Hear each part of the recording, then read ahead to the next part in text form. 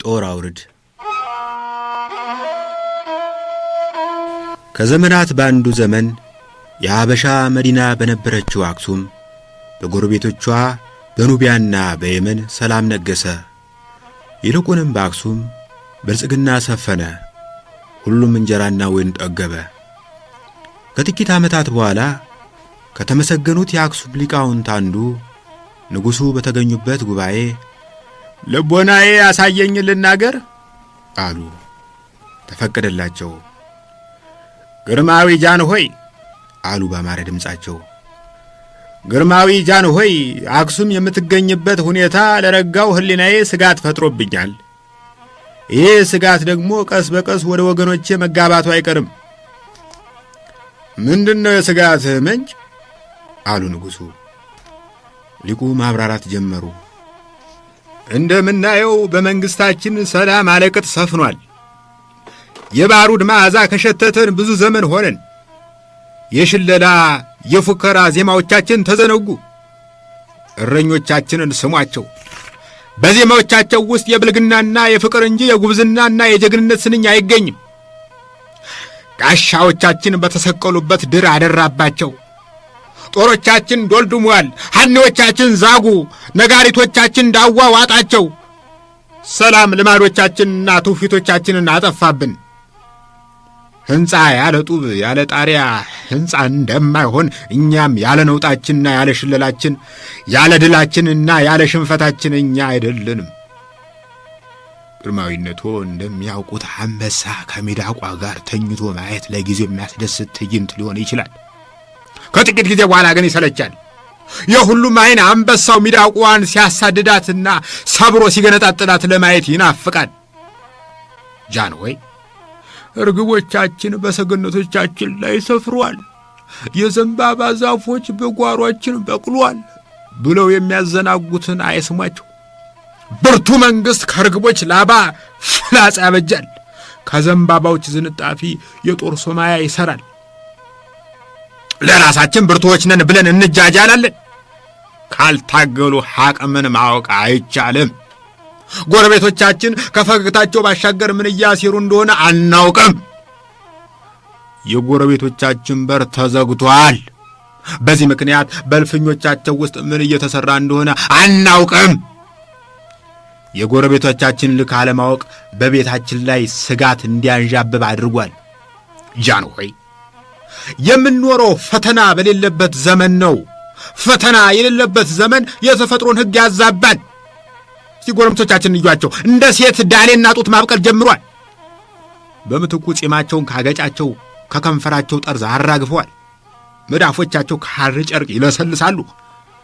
እግራቸውን ዘርግተው የባልቴት ተረት በመተርተር ጊዜያቸውን ያጠፋሉ።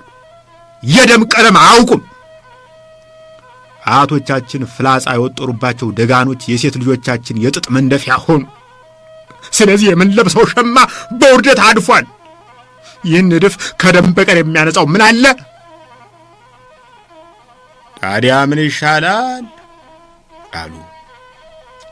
ኑቢያዎችን ለምን አንወጋም አሉ ሊቁ።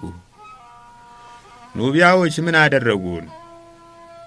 ሁለታችንን በሚለየው ድንበር ላይ ዋርካ ተክሏል እና ቢተክሉስ ዋርካዎች እየሰፉ በመጡ ቁጥር የኛን መሬት መውሰዳቸው አይቀርም። እና ምን ይሻላል? እናቀምሳቸው አሉ ሊቁ። እንበላቸው አሉ መኳንንት።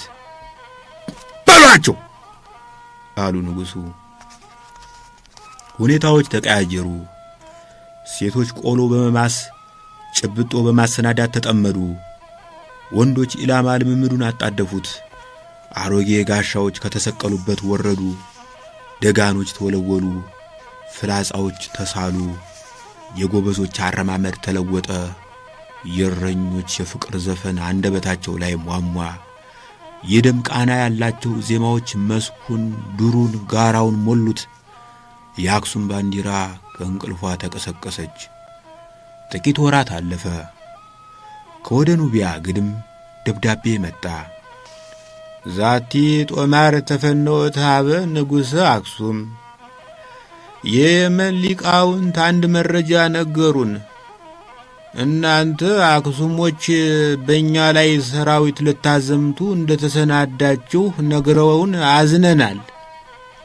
ይሁን እንጂ የጠባችን ምክንያት በድንበሮቻችን ላይ የተተከሉት የዋርካ ዛፎች መሆናቸውን በማወቃችን ለሰላም የሚበጀውን አድርገናል። ከዛሬ ጀምሮ ዋርካዎች እንዲቆረጡ ትእዛዝ አስተላልፈናል። ይቅርታ አድርጉልን። የሚታይ ማተም። ደብዳቤው ከደረሳቸው በኋላ ንጉሡ ሊቁን አስጠሩ። ምን ይሻለናል? ኑቢያዎች ሳንወጋቸው ዋርካቸውን ቆረጡ። እንግዲህ ምን ሰበብ እንፈጥራለን? አሉ በቅሬታ። ግርማዊ ሆይ አሉ ሊቁ፣ የሰማነው ዜና በእውነቱ የሚያስቆጣ ነው። እንደሚያውቁት ሰራዊት ለማደራጀት ብዙ ገንዘብ፣ ብዙ ጉልበት፣ ብዙ ጊዜ ፈጅተናል።